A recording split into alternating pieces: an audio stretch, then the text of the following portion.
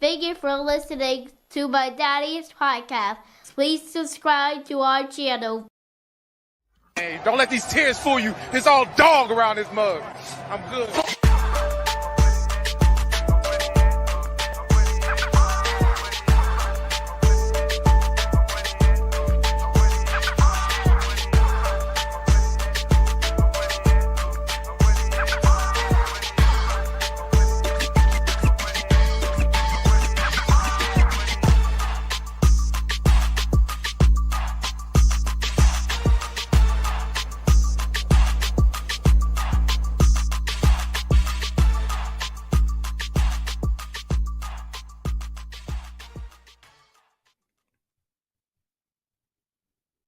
Hey, what's going on, Who Dat Nation? It is yours truly, Timothy J. Jones.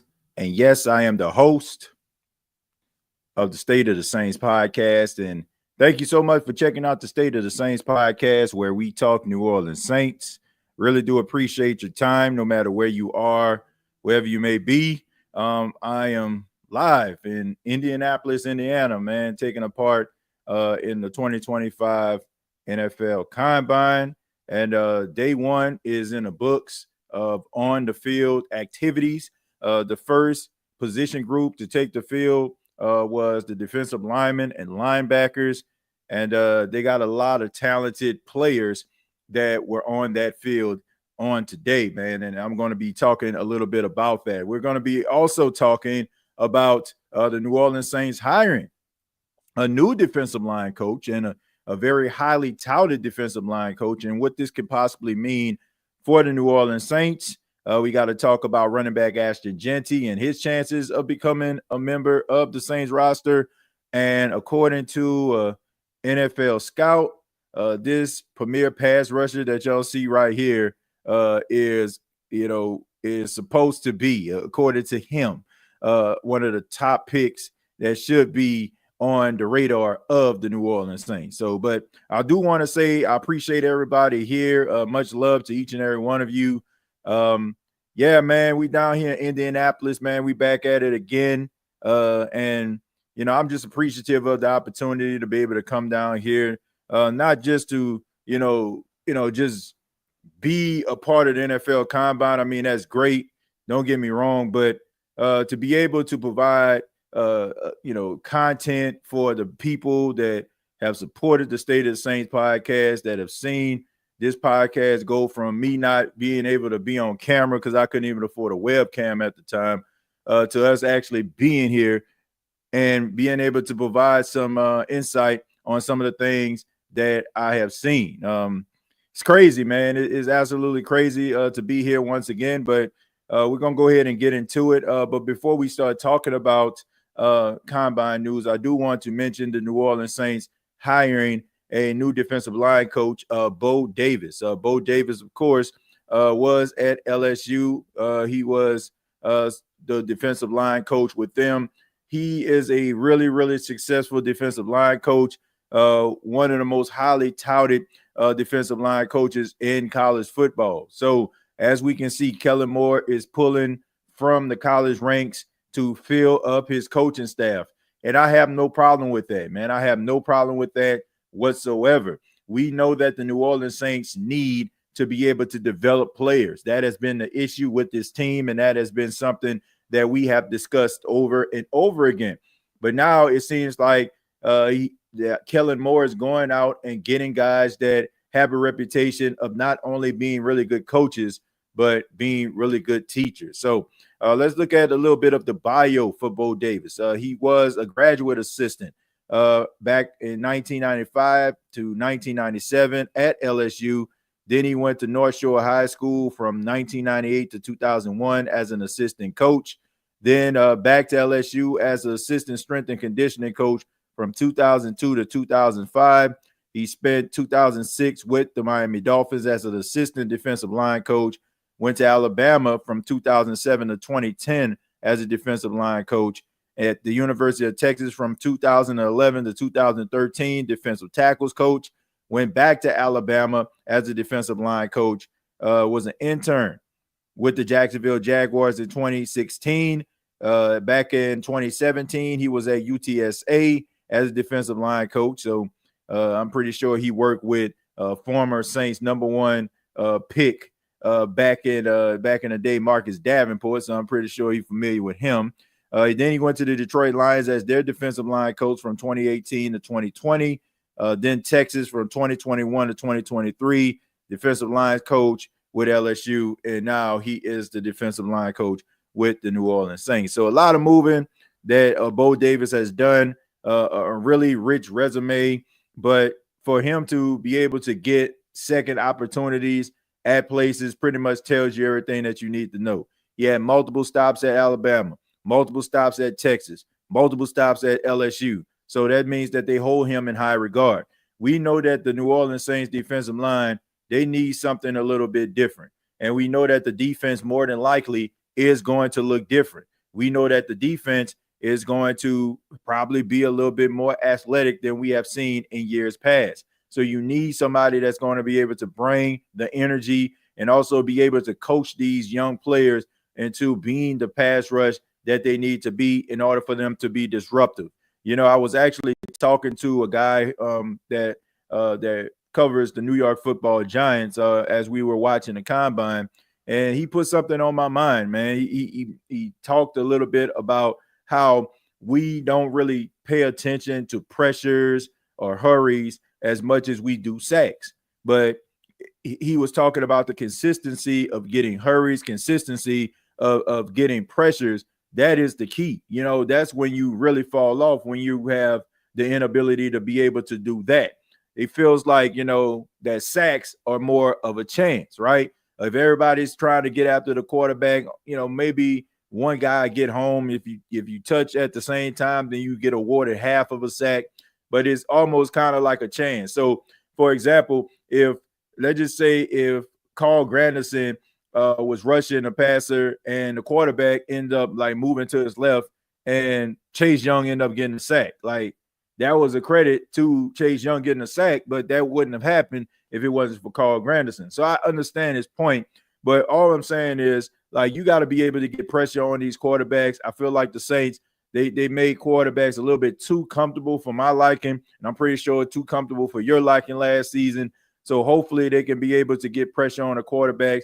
They can generate a lot of sacks, and hopefully they can have a couple guys that be flirting with double-digit sacks. So bringing Bo Davis in with his type of energy, his type of enthusiasm, that is a step in the right direction. So got to give credit once again to Kellen Moore, thinking outside of the box, looking at the condition of the New Orleans Saints when it comes to developing players and trying to get guys that have that type of reputation. So he continues to do this. All right. He went and got Peter Sirmon from the college ranks at the University of California. Now he's bringing in Bo Davis. And also, you know, he brought in also more college coaches as well. You know, Terry Joseph, another name that came up, you know, that a guy that has that reputation of being a coach that can develop players and a really good teacher. So credit to Kellen Moore. I mean, this is what I was saying on the last episode. I know that it was kind of somber because we got some news that we didn't necessarily want to hear when it came to Derek Carr coming back in 2025. But, you know, I didn't like the, you know, energy towards Kellen Moore, you know, because, you know, if he does one thing we don't like, we just can't say, oh, man, like this dude is not the right answer. Like sometimes coaches are not going to do things that are favorable. But right now, when it comes to assembling this staff, it seems like he knows what he's trying to do, and he's trying to make sure that he has the right pieces in place in order for the Saints to be able to be successful and have a really good coaching staff that can get the best out of these players so they can get back to winning consistently and building up players, right? That's the key right there. Not going out here getting a bunch of free agents, not going out here throwing money left and right at guys, but to develop talent. You know, I was also talking with someone that covers the Green Bay Packers, and I was giving them a lot of credit, you know, about, you know, when it comes to the Packers, their ability to be able to draft players and develop them in their system. You rarely ever see the Green Bay Packers really going out here outsourcing and trying to solicit the help of a free agent. Like every now and then, they'll bring a guy in. Josh Jacobs, has been a really good pickup. But for the most part, you got Christian Watson, Romeo Dobbs, Jaden Reed, Tucker Kraft, Luke Musgrave, right? Lucas Van Ness, right?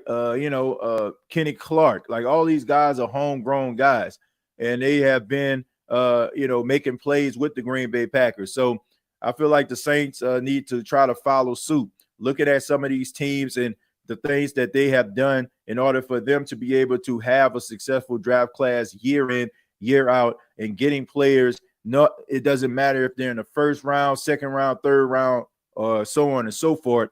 They come in and they can make plays. So congratulations to the New Orleans Saints getting Bo Davis. I know it's unfortunate to LSU fans and for LSU fans that want to see this defensive line hunt and eat. But if you are a Saints fan, you got to be on cloud nine right now because Bo Davis is a well-respected defensive line coach. But let me go ahead and read some of your comments, man, and then we'll get into the NFL Combine and some of the things that I have heard, different type of, stories that have been going on around the NFL Combine. One story that I found very, very fascinating when it comes to a certain quarterback that's supposed to get picked pretty high. But let's go ahead and read these comments. I'm going to scroll down a little bit, folks, because like I always say, I say a lot, in the opening, dialogue of the show. And I know most of the time at the top is just basically people filing in, giving their what's up, what's happening type stuff going on, their comments, giving shots out to friends and fellow Who Dat Nation members. So we're going to scroll down a little bit. If you don't hear your question or your comment, feel free to copy and paste so I can read it. All right, so let's go ahead and get into it. Let's see. He ran a 4.5 without it. I'm not sure what we're talking about here, who ran a 4.5, but let's see. TJ, what's up, good brother? What's going on, Greg? Thank you for being here. I really do appreciate it, man. I really do appreciate it. Thank you for being here. Let's see. King says, of it both players available at 9, who y'all taking, Jeanty or Warren? That's a good question, man. I mean, look, I think that Ashton Jeanty is extremely talented. Don't get me wrong. But I just still have a lot of faith in Alvin Kamara. I really do. I know that Alvin Kamara, will be 29 at the start of the season, but I still feel like he has something left in the tank. And I don't feel like this is one of those things where the Saints just necessarily need Ashton Jeanty. Like, it would be great to have him, but I don't look at them, really needing him. Like they have needed a tight end, a guy that they can just count on and rely on game in, game out, year in, year out. Like, you haven't had that since Jimmy Graham. Benjamin Watson, he was formidable from time to time. His first stop, his second stop, he was he got a little bit older, and he was kind of towards the twilight of his career. But the Saints just need consistency at the tight end position, and Tyler Warren provides that. He provides a physicality. He provides a big target in the middle of the field for the quarterback to get the ball to. So I'm rolling with Tyler Warren. No disrespect to Ashton Jeanty at all. I just feel like Tyler Warren would be my pick. TJ, first pick, I will go defense. I like them 2 kids from Georgia. Yeah, man. I mean, yeah, they got some really talented guys here, man. I'm actually looking at this right now. This is just the program from for today's combine here on Thursday, February 27th. I mean, looking at that first position group, so I break it down for y'all. They break it down into 2 groups, right? I mean, you got the early afternoon group, and then you kind of got like the primetime group, which is group 2. Most of the time, what you'll see in group 2 are, the high profile position players, right? Like tomorrow, they're supposed to have DBs and tight ends. So more than likely around the primetime slot, you'll probably see Tyler Warren in that group. You'll probably see, if he was doing anything, Travis Hunter in that group. But, you have like the first wave where, it was defensive tackles, which I'm going to get into in just a second. But, man, they had a lot of talented guys out there, man. I mean, James Pierce Jr. This man ran a 4.4, man, 4.47. Like this man is like 270 pounds running a 4.4, like unbelievable, man. And even like these big guys, man, 330, 340, running 4.8s and 4.9s. You know, I was really impressed with Jamari Cardwell. You know what I'm saying? Like this guy is 6'2", 340 pounds. And I mean, super athletic guy right there, man. Like, I know we're talking about the Saints changing their defense around from a 4-3 to a 3-4.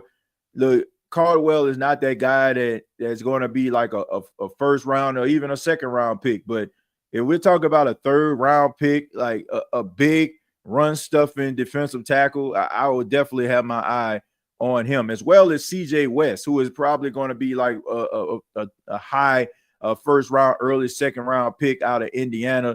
I liked him when I was looking at the defensive tackles. Really good athleticism. I mean, Derek Harmon was another guy that stood out of the University of Oregon. Him and Caldwell, they played together at Oregon. I mean, there were a lot of guys on the interior line that really solidified themselves today. Some guys pretty much confirmed what a lot of people knew about them, but you have some really athletic, freakishly athletic defensive tackles, man, that need to be looked at. Let's see if both players available at now. Already read that. Says besides, I didn't know TJ was going live until now. Well, I wasn't sure if I was going to go live. I thought maybe I was going to just record something after I left Lucas Oil Stadium today, Jerry. But man, what cold as I don't know what out there when I left, right? I mean, that wind was blowing, boy. That hawk was out. You know what I'm saying? I was like, no, sir. Let me just go ahead and head back to my Airbnb, and I'll just go ahead and do a live stream from here. Like that was my plan, though. But tomorrow, I plan on doing that. I'll have something. I'll be able to take part in the interviewing process. For tomorrow, they're going to be talking to quarterbacks and running backs. So that should be exciting to a lot of people, right? So you'll be able to hear from Ashton Jeanty. You'll be able to hear from Shadur Sanders, Cam Ward, Jackson Dart, and so many other guys that are high profile. I'm actually looking forward to seeing what some of these quarterbacks and running backs have to say. I'm looking forward to seeing that, man. And this is a huge this is a huge moment for the Saints to be able to turn some things around and have a really good, solid draft. I seen the New Orleans Saints representatives inside of the booth today. Every team has their own little luxury suite. And I seen, the Saints front office. I seen Mickey Loomis. He was sitting off to the side by himself, pretty much taking everything in, and some of the other front office staff that were there as well. Shouts out to Erin Summers. I seen her. She was a part of Radio Row with the media, her and Luke McCown. I seen them out there. So, I seen some Saints representatives. I even seen while I was eating lunch, like when I got here, I was eating lunch, and I sat down and I looked to my left, and I see Mike Vrabel eating lunch with his coaching staff. And then, I'm looking towards the entrance of the door, and in comes Darren Rizzi. Darren Rizzi sitting there waiting to be seated, man. You can't make this stuff up. So, it was pretty cool, man, just to kind of, see that and experience that. That was pretty dope. But, the coaching staff of the New Orleans Saints, as well as the front office members, were in attendance from what I've seen. Now, there's been some times, I ain't gonna lie to y'all, there's been some times where I've been to the NFL Combine and I look up in that suite and I don't see nobody. I see full representation from the New Orleans Saints on today. So that shows you right there, like they definitely have an invested interest in a lot of these players that are taking the field, especially on Thursday with the defensive line. You definitely want to be able to look and try to find some guys that's going to fit the new mode that you're trying to do defensively. I'm going to scroll down a little bit more. It says, TJ, did you get invited to the combine or can anyone go? Nah, I actually got invited. Shouts out to NFL Communications. Reached out to them, and I just basically asked for the credentials. I told them I went in years past, and shouts out to them. Giving me an opportunity to come out. So yeah, I mean it's one of those things, man, where they really have kind of tightened up a little bit on the certain criteria. Like I ain't gonna say everybody was able to get to it, but it's pretty tough, man. So when I got opportunity to be able to be a part of this process, man, I was just happy to get that opportunity. But no, like this is one of those things where I'm just fortunate to be able to get the opportunity to do this. And I just appreciate, all the people that have supported me and supported this podcast. And it means a lot to me, man, when you're seeing individuals and you had them on the podcast and years past, and they talk about how they're excited to see you, and and how you deserve to be in a place with everybody else. I never looked at it that way. I always just look at it like, man, I'm just extremely blessed to be able to do some of the things that I've done and talk to the people that I've talked to. But to hear that from people that you respect and admire, like that's pretty humbling. But I'm just glad to be here, man. I'm just glad to be here to represent the every fan, the everyday Saints fan that go to work, get their grind on, and just want to see a real positive product. No bias, no bull, no stuff like that, right? And I take a lot of pride in that. And I'm just glad to be here to be able to give and provide insight to each and every one of you. All right. Let's see. Also, 500 billion coming out of everyone check in the chat, but not telling me TJ was live. So pay up. Well, they didn't know, Jerry. They didn't know because I didn't know. I promise you, I didn't know I was going to. I didn't know I was going to go live until I was like, I was walking back to this Airbnb. I thought for sure I was just going to do some recording and keep it moving. Boy, it's cold out there, man. It's cold out there, though, as they say. I was like, man, let me go ahead and just do it up in here. Okay, TJ, who would be a good sideline to sideline speed in the draft? Well, looking at this list and based on some of the guys that I've seen, the guy that's on your screen right now, Mike Green. Mike Green out of Marshall, 17 sacks last season. He's 6'3", 248 pounds. He's a guy to me that can be a really good pass rusher. He can also be able to run around a little bit, super athletic, uberly athletic guy. And he's not short of confidence either. Like he believes in himself. Like he believes in his ability. He believes that he is the best player in the entire draft on the defensive side of the football. And, when you have 17 sacks, I don't care what conference you play for. I don't care Power 5. I don't care if you're playing mid-major. Look, that is big time stuff right there. And you can't tell this guy that he doesn't belong. And I like him, man. I like him a lot. I like the energy that he comes with. I like the confidence that he talks with.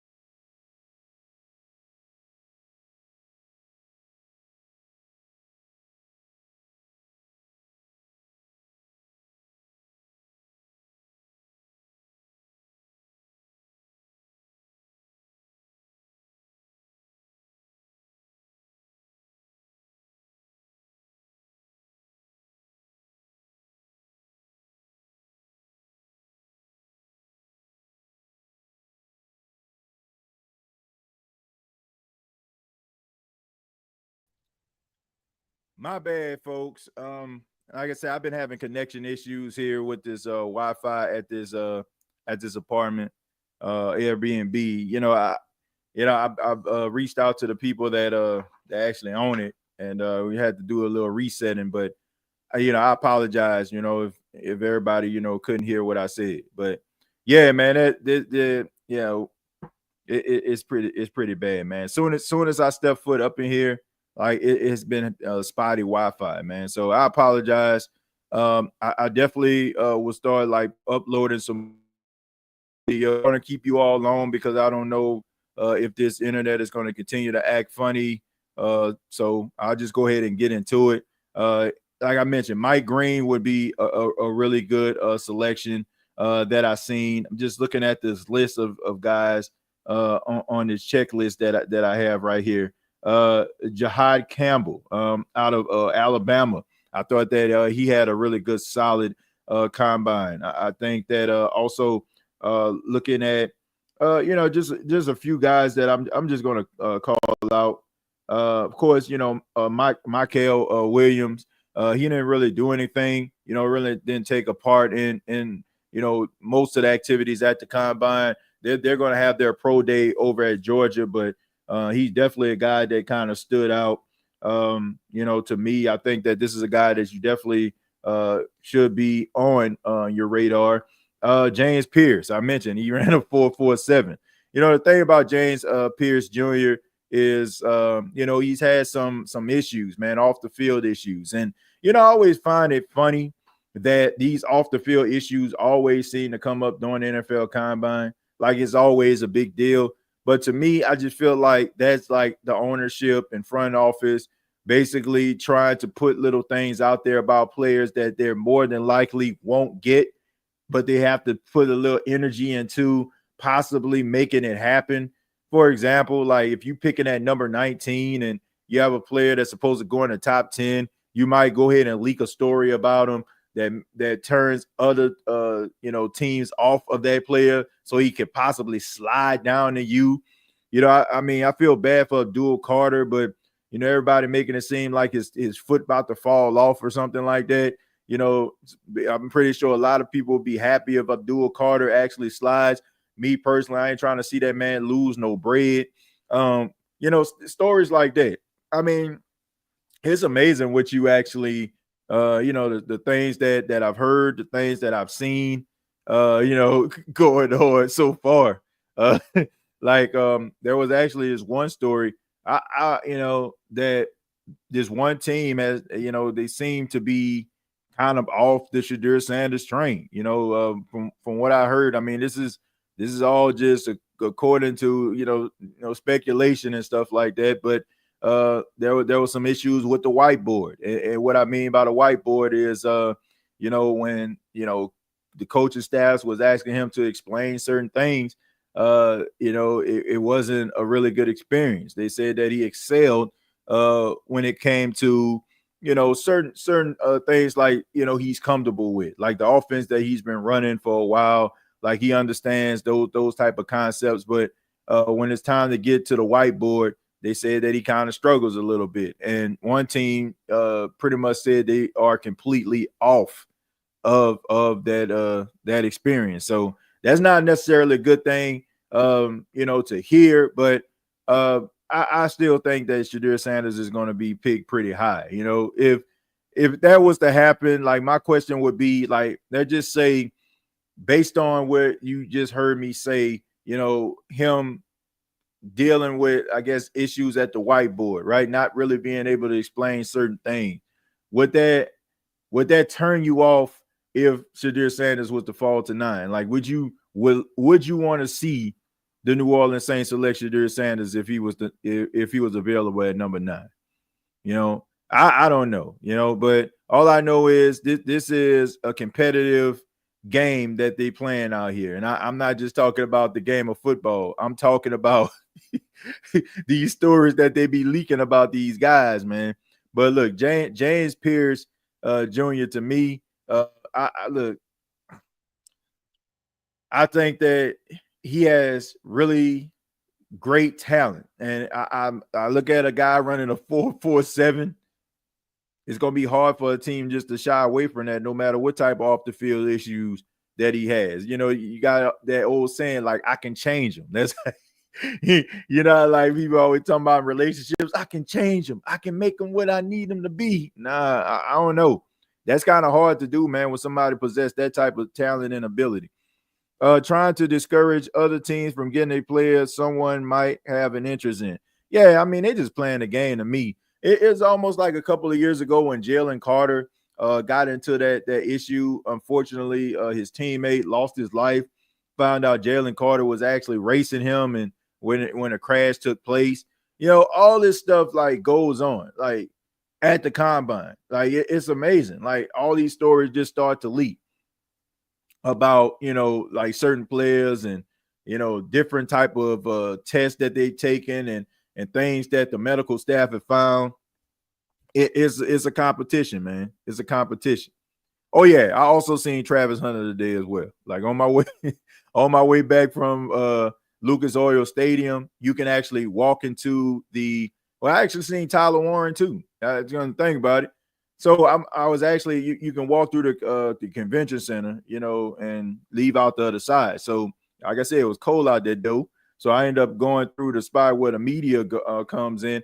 But there's a special place where the players that are taking a part in the combine, they can walk. And I was actually just walking, and lo and behold, I just walked right past Travis Hunter. Like I think he seen like I had a media pass on. He kind of put his head down, like, man, nah, bro, ain't even that type of party. I just, you know, but it was pretty cool, man. Also, like I said, I also seen Tyler. When I think about it, I did see Tyler Warren because the tight end group was walking out there as well. So that was pretty cool, man. That was pretty cool to see, you know, Travis Hunter and you know, in person like that, you know. But yeah, man. It says TJ, they said the same about CJ Stroud. Yeah, they did say the same thing about him, but look at him. I mean, I like Shadur Sanders. Like y'all know that, man. I think that the guy is really, really talented. They did the same thing with Jaden Daniels. Y'all remember when the Giants were like talking to Jaden Daniels and they were just trying to confuse him, and they was acting like, "Do you know how to do this?" He said, "I don't know this, but I know touchdown." And look at it. Like, now y'all gonna have to deal with Jaden Daniels for the next 10 or 12 years. Good luck with that. Like sometimes, man, you can't always just like, I'm not gonna say that the whiteboard and not being able to explain certain plays and stuff can't affect you or affect the way that a quarterback plays the position. But sometimes you just gotta look at a guy, and sometimes you gotta look at that eye test, man. You know, like sometimes you got to look at the eye test, man. And what does your eyes tell you? My eyes tell me that Shadur Sanders is a winner. My eyes tell me that if the game on the line, he's gonna do everything he can to come up with a clutch performance. I've seen this guy do it on countless occasions. So I've seen him do it at Jackson State. I've seen him do it at Colorado. So I'm just saying, like, you can't just find ways to try to just talk yourself out of drafting a guy that can possibly be your future. If he falls to the Saints, I don't know if they're gonna be able to, like, I don't think they would be able to refuse that. But I don't think that's gonna happen. I think he's gonna end up falling somebody. Did you put any stock in the Saints talking to Cam Ward? Actually, I did. I actually did, man. You know, I don't think that they are going to aggressively move up to try to acquire, but you know, if some type of way he ends up like falling to the Saints at 9, I can see the Saints drafting. I can see him drafting, but that's not going to happen. You know, I just think too many quarterback needy teams, they need quarterbacks, and I don't see Cam Ward or Shadur Sanders like not being selected in the first 6 picks. I just don't. White boy, Shadur accuracy and pocket awareness is the best in the draft. They can't teach him concepts. Yeah, I agree, man. Some things that, you know, you just can't teach. And dude is a winner, man.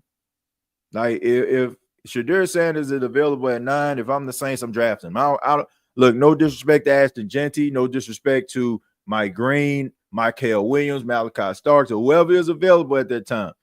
if Shedeur Sanders falls to the New Orleans Saints at 9, you draft him. You draft him. Plain and simple, man. Like, the dude knows how to win. The dude knows how to win. Assuming the 3-4 will be the base defense, how valuable are linebackers? Oh man, this is a deep draft for linebackers, like defensive linemen, linebackers, like interior line. Like this is a deep draft. Like, I'm telling you, man, an embarrassment of riches. Like just a couple guys that I just seen out there today, right? Ty Robinson out of Nebraska. He probably gonna fall to like the 3rd or 4th round, but talking about a high motor right there, man. You know, like this dude had 7 sacks this past season. I thought that he stood out. TJ Sanders out of South Carolina. I've watched this guy play, of course, me living out in South Carolina, familiar with his game. I'm looking at this list. CJ West, I already mentioned him. You know, Abdul Carter, you know, I've already talked about him. If we talking about just linebackers in general, Elijah Robinson out of SMU, you know what I'm saying, who I feel, you know what I'm saying, real high on as a defensive lineman. Talented dude right there. Everybody know Savion Jones. I'm talking about guys that you can probably, you know what I'm saying, get in later rounds as a defensive lineman. You know what I'm saying? Linebackers, if we talking about that, like I said, Jahad Campbell, you know, out of Alabama, is a guy that had a really, he had a really strong performance in the combine. Pretty like everybody knows how talented he is. I mean, he showed that at Alabama, but you know, sometimes you got to go out there and you got to follow it up. Shamar James, thought that he was pretty solid, had a pretty solid performance during the combine. I want to make sure I'm getting there, give everybody that I seen that kind of, you know, that I seen work out and had like had real good twitch to him. I already mentioned James Pierce. I thought he had a really solid performance. You know, there was a couple guys, man. I just noticed, you know, when they were doing the wave drills, that's when, like, you know, the defensive line coach basically directs them, you know, left to right, back. You know, like a couple guys, you know, they had issues like with their footing, man. They were slipping down. But you know, all in all, you know, I thought that, you know, some guys really performed well during that drill. You could really tell like they were really trying to work these guys out. And he did a really good job on that. But let me see. Jack Kaiser out of Notre Dame. You know, Notre Dame, he was a 2-year captain there. Real good motor, you know, high energy guy. I think that, you know, he can be maybe a mid-round, you know, like 2nd, 3rd round pick that can be, you know, somewhere, you know, probably somewhere in that realm where the Saints can probably draft him. You know, I think that he can probably be a really good solid tackler, sideline to sideline guy. But most of the guys that are on this list, I mean, y'all pretty much already heard of, and yeah, I'm pretty sure that you already know that they're gonna end up being like really, really talented guys, like Nazir Stackhouse, you know, like I said, Shamar Turner, CJ West, like I said, Jamari Cardwell, Mason Graham. I mean, the list. I mean, I'm telling you, like, this is it's been a minute since I've seen a defensive line group this deep, this talented. Like, I'm just looking at these names on this list, and I'm telling you, like, if the Saints were to draft one of these guys, like even like 3rd, 4th round, like I would be pretty high on them. It's pretty deep, man. Like you're gonna have, I think in this draft, you're gonna end up, I don't know if it's gonna be the Saints, but you're gonna have probably a 5th or a 6th round defensive lineman that's gonna be probably flirting with an all-pro. Like that's the way I feel. Like they got some talented guys in this draft. What round would Mike Green be expected to be drafted in? I missed the first half of the podcast if it was covered. Oh, he's supposed to be like top 10, top 15, man. Top 10, top 15. So, yeah, so that he gonna be gone pretty quick. And you have to believe that with the story with Abdul Carter coming out, it makes his draft position even more even more appealing, like being a high draft pick. TJ, I did watch some of the combine earlier and tonight. Yeah, I mean, it's so crazy, when you're at the combine. It's so you would think like watching football is it's an environment, it's supposed to be exciting, people cheering, but it's almost like golf, like watching the combine. Like people are quiet. If somebody runs like a really good fast 40 or something like that, they'll probably give them a little golf clap. But man, most of the time it's like there's so much going on. Like one side of the field, you got the 40-yard dash. Then you probably got the guys working on like little skill drills. And then the complete opposite side of the field where the media sits at, it's like they doing like the vertical jumps and the broad jumps and stuff like that. Like, so it's a lot going on that you're trying to like focus in on.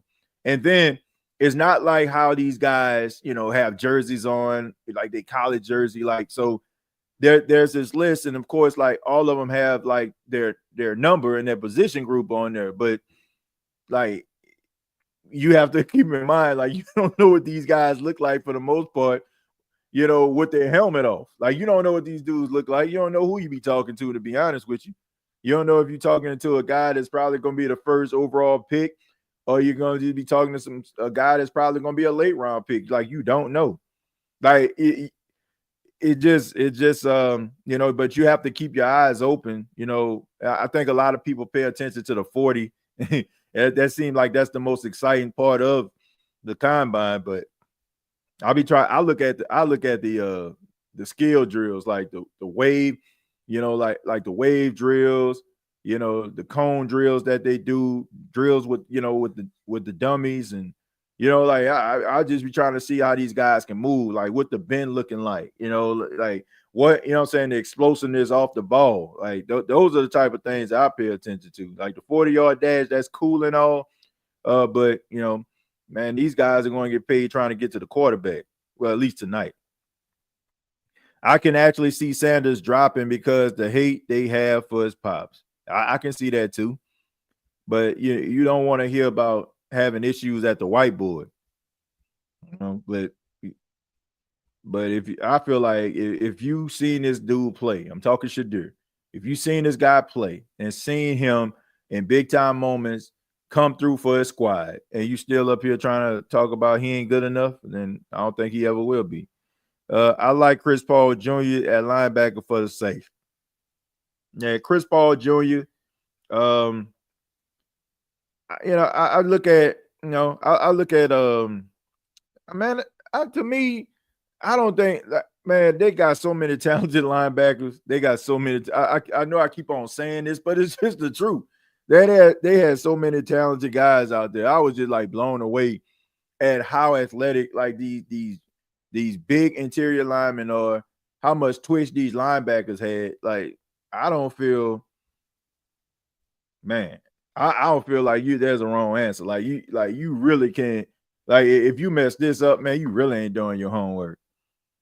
Like I mean, this group was unbelievable, man. Like freakish athletes all over the field, and I was really paying attention to the interior guys, especially like the ones in with bigger frames now, because like we've been talking about, if you're running a 3-4, man, you need a big physical defensive tackle, man. You need that guy. So that's the way I look at it. So I was paying a lot of more attention to the interior guys. So like I said, the ones that stood out to me, some of them are like just usual suspects, but Jamari Cardwell was the one that stood out, because I feel like the Saints can possibly draft him in later rounds. Like he's projected to maybe be like a third or fourth round pick. So I think the Saints could possibly end up drafting him, because I think that he fits that box. I think that if you need somebody that's going to be able to stop the run, to plug up the middle, make sure that nobody runs up the gut, He's that dude, and he has the athleticism to do that. Yeah, and so many others, man. I just encourage you to like check out the replay. I know it's going on right now on the NFL Network. I'm actually watching it right now. So they have the replay of some of these guys, man. Take a look at them, man. Shamar Stewart at edge and Brandon Swanson from LSU. Yeah, Shamar Stewart. Yeah, I thought he had a solid campaign. You know what I'm saying? I thought he had a solid campaign today. It was solid. All right, it was solid. Let's see. What's a curveball you see the Saints throwing at us to reel us back in this offseason? I feel like it's one coming. I think it's gonna be if what Nick Underhill is alluding to and what he said on off the bench with Ashton Jeanty, I think that may be it. I think that may be it. And if they end up drafting like Cam Ward or Shadur Sanders or something like that, like just completely like just blow everybody like, I can't believe they did that. I'm in shock. Like that would be the thing. Like that would be the thing. I feel like that would bring everybody back because everybody, man, everybody that I talked to wanted to talk about the quarterback situation of the Saints. It was like, man, so who you here with? I'm like, here to state of the Saints. I talk about the New Orleans Saints, follow the team. Everybody want to talk about the quarterback. Man, what they doing, man? I heard they said they was committed to Carr. Like, so everybody kind of knows like what was the storyline is with the Saints. So if everybody in the Who That Nation for the most part is kind of down a little bit about the New Orleans Saints basically just doubling down, tripling down on Derek Carr, like what's the best way to get the Who That Nation back on your side is to draft another quarterback early. So that would probably be it. But we're gonna go ahead and stop it right there. But I do have to mention this. I spoke a little bit about it just a few minutes ago about Ashton Jeanty. That there was a report, or I was watching Off the Bench or listening to Off the Bench. Shouts out to T-Bob and Jacob Hester. And they had Nick Underhill on his in his weekly spot every Tuesday on the show, and he was saying that he really feels like New Orleans Saints are all in on drafting Ashton Jeanty. And I don't have an issue with that at all. Like I don't. I feel like Ashton Jeanty is talented. I think that he definitely would be a really good 1-2 punch with Alvin. But I also just feel like you have bigger fish to fry. Like the Saints need to figure out this defensive line issue. They need to figure out offensive line issues. They need to make sure that they do everything that they possibly can to try to make sure that this transformation of the defense is successful. And I just think that you have way bigger priorities to deal with than running back right now. And I also think that you could get yourself a really good talented running back in the later rounds. That's just the truth. Like, man, like you got Judkins, you got who I feel like is really talented, Ollie Gordon, the second. You got Cam Scatterboo. Like they got some guys that you can get in later rounds that can be provide you something at the running back position if you're not high on Kendre Miller. Jerry said, TJ, you in Indianapolis? Yes, Jerry, I'm in Indianapolis. I'm in Indy right now, man. I got here about 11:45 Eastern time today. Yeah, so yeah. It's been a long day, man. I think I've been up since I had to be up since like 3. And I slept a little bit on a plane. Had a flight delay. So I flew from Myrtle Beach to Atlanta and from Atlanta to Indianapolis. So I had a little bit of delay in Atlanta, kind of set me back for about an hour, man. So as soon as like I touched down, I got the Uber brought me to my Airbnb. I dropped off my luggage and I went straight to the convention center to get my credentials. I was, everything was pretty much finished up, like, because the interviewing process takes place from like early in the morning, like around 7, and it ends at about noon. So, in between that spot, if you don't get in, you ain't gonna be able to interview anybody. So, didn't get an opportunity to interview any of the defensive backs and tight ends who spoke to the media today. But like I said, tomorrow you got the quarterbacks that's supposed to speak to the media.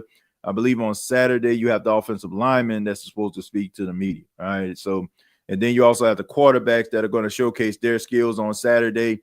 Tight ends and defensive backs are going to be on tomorrow. So I'll make sure that I keep you all, up to date on any information pertaining to the goings on at the combine. TJ, keep you a parachute. Man, look, I was praying all the way up there, but I feel like this, I mean, I just have a lot of, faith, I got a lot of faith, and I know a God gonna protect me. So that's the way I look at it. Leave it to Atlanta to put you on delay. Right. Let's see. So you don't feel like them saying Carr is quarterback one is just a little Hollywood talk? No, I don't think it's a little Hollywood talk. But Atlanta said that Kirk Cousins was their guy, and they still drafted Michael Penix, right? So, I mean, just because you're committed to a guy don't mean that you ain't about to draft his succession plan. Look, man, everybody knows what Derek Carr is. The Saints know what Derek Carr is. Like, they can try to fake the funk and all that kind of stuff, but they know what's up, man. They know what this guy's limitations are, and they know how long they're going to do it. And I feel like if Kellen Moore is talking about changing some things around and trying to make a run at this whole head coaching thing, Derek Carr ain't about to help you achieve your goals. Derek Carr probably help you win a game or two, but it's not going to give you that long-term success. Like Derek Carr's best days are behind him, right? I mean, we know that he's towards the tail end of his career. And I just think that the New Orleans Saints, they definitely looking at quarterbacks.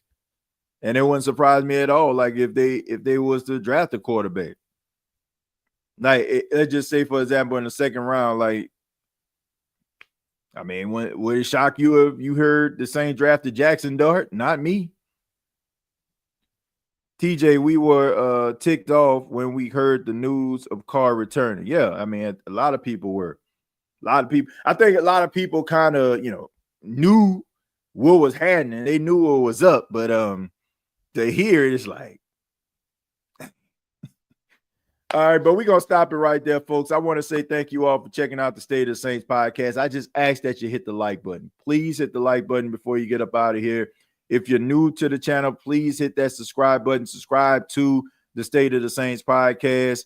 We're extremely interactive. We'll be back for the next couple of days, giving you up-to-date information here at the NFL Combine. Like I mentioned, tomorrow, the quarterbacks, the running backs, I want to say wide receivers are going to be talking to the media, if I'm not mistaken. So a lot going on, right? A lot going on tomorrow. And also the defensive backs and tight ends, they'll be showcasing their skills on the field at Lucas Oil Stadium. So keep it locked to the State of the Saints podcast.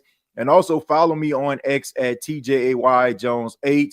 I'll be tweeting throughout the time I'm at the NFL Combine, videos and different interviews that I'll be a part of over the next couple of days. I really do appreciate you all. Much love to you. Have a good morning, noon, night, whenever you're checking out this podcast. And like always, all I got to say is, thank you for listening to my daddy's podcast. Please subscribe to our channel. Hey, don't let these tears fool you. It's all dog around this mug. I'm good.